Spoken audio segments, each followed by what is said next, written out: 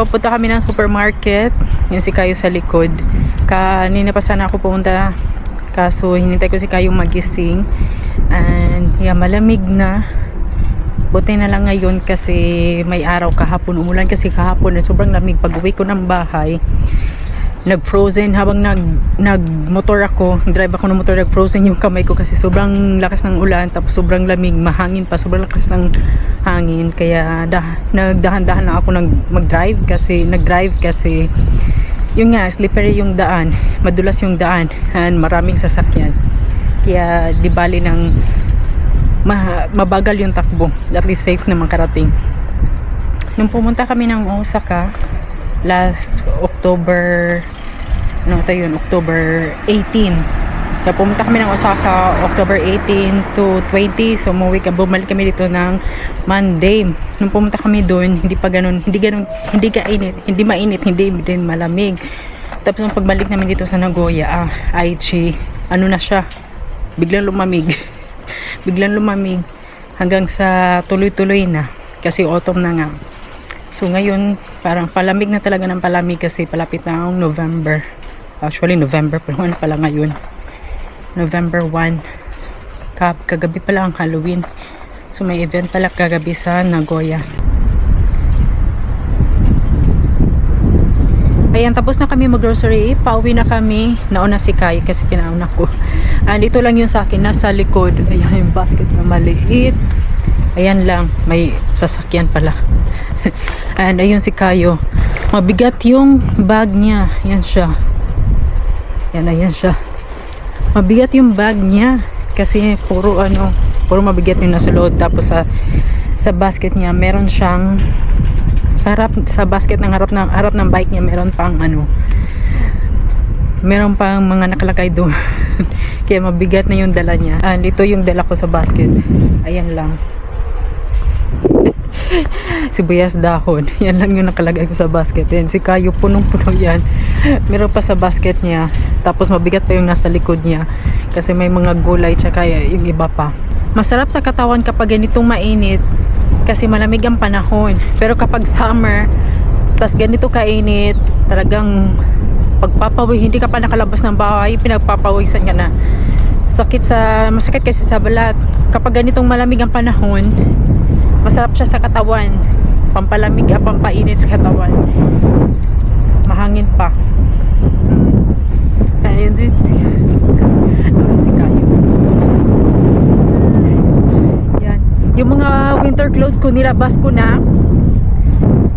kasi nakalagay sa maleta so yung mga pang summer clothes ko, yun yung nilagay ko sa maleta ng hawas ko.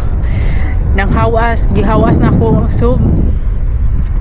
So yeah, yung mga pang summer yung mga pang summer wears, yung mga pang summer na damit ko, nilagay ko sa maleta. Tapos yung mga pang winter clothes, yun naman yung nilagay ko sa closet.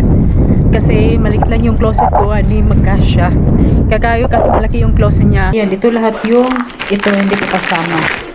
Ito lahat yung laman ng bag ni Kayo. Yan, sobrang bigat nito. Kasi may yogurt, tapos itong daikon, radish, sobrang laki nito. Tapos yun pa isa. So ayan lahat yung mga nabili namin. Magluluto lang ako ng sukiyaki. Ito siya.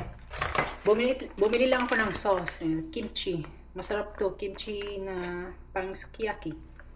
Yeah, so finally nakabili na ako ng coco curry na curry soup, pang siya, sukiyaki din. Matagal ko siyang hinanap ko siya nung summer, wala siya kasi wala akong mahanap. Tapos ngayon meron na siyang stock, so bumili ako ng isa.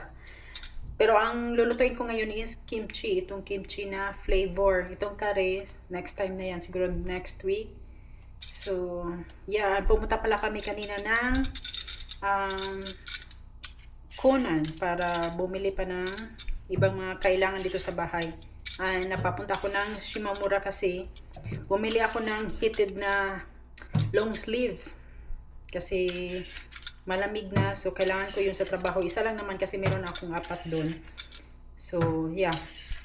Napa-shopping pa ako kasi para sa balikbayan box kasi may nakita kong sale.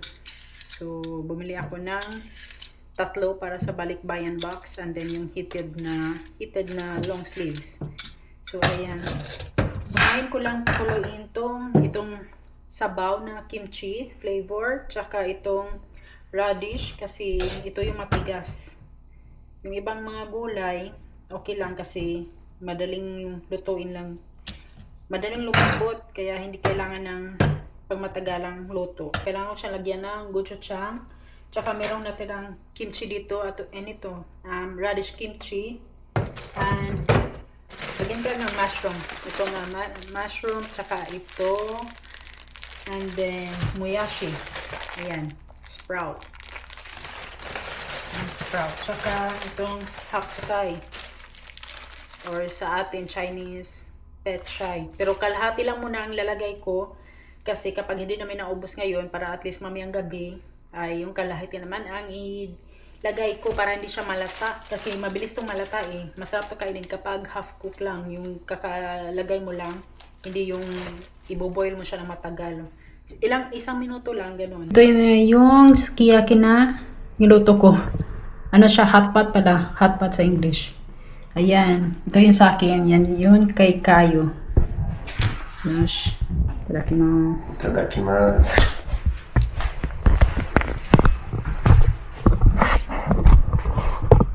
Looks really rich.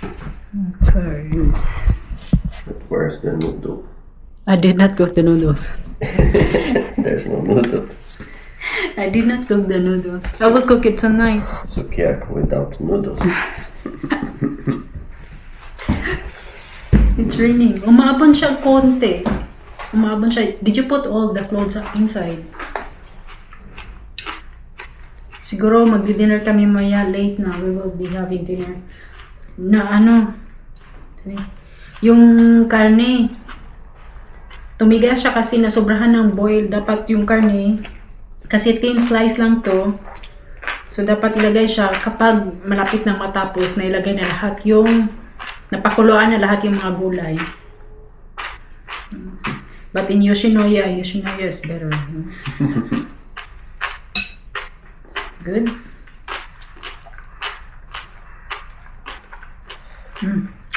Spoon This lang. is better than Yoshinoya. It's good. Sarap siya. Masarap to. Dito kasi mahilig magluto ang mga Japanese kapag malamig ang panahon. Mahilig magluto ng mga sabaw-sabaw kasi mainit nga.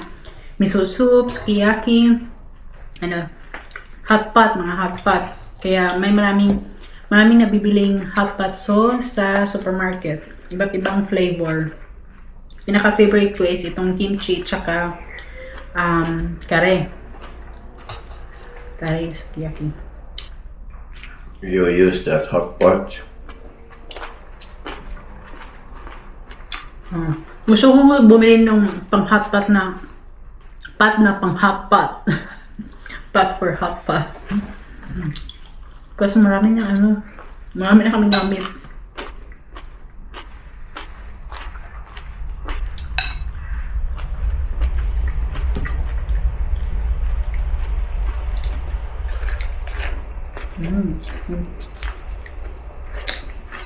Kain na muna kami.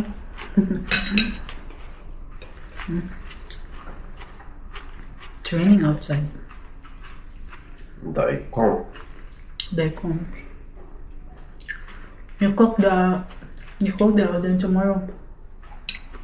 Kailangan ko pa magluto ngayon. Siguro bukas na lang din ako maglilinis kasi hapon na kasi.